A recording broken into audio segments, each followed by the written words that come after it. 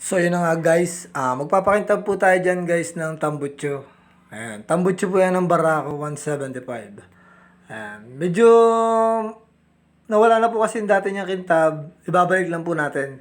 Gamit po natin dyan yung tinunaw po natin na green pasta or bapping soap. Yan. Kinaskas lang po natin yan guys ng kutsilyo tapos hinaluan po natin ng thinner.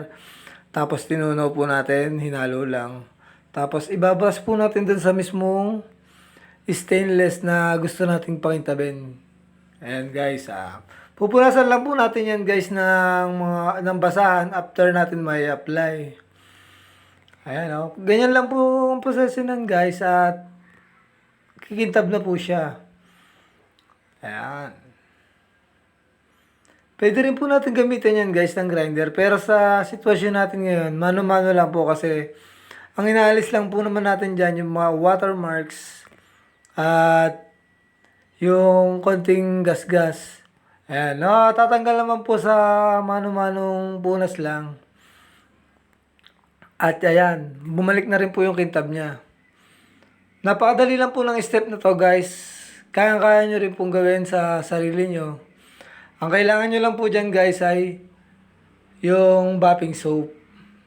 Bibili lang po kayo na nakakabili naman po ng 1/4 lang.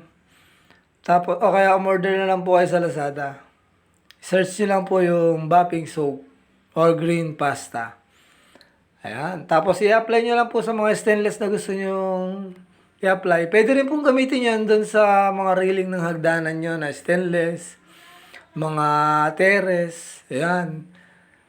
Yan po yung pinakamagandang paraan ng paglilinis po ng stainless. Hindi po kayo magkakahirap na magpunas ng matagal na oras.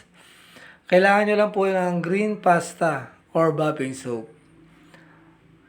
Para sa mabilis na paglilinis ng mga stainless na gamit nyo sa bahay.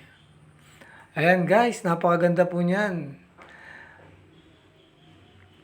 Follow nyo lang po ako guys for more video. Ayan.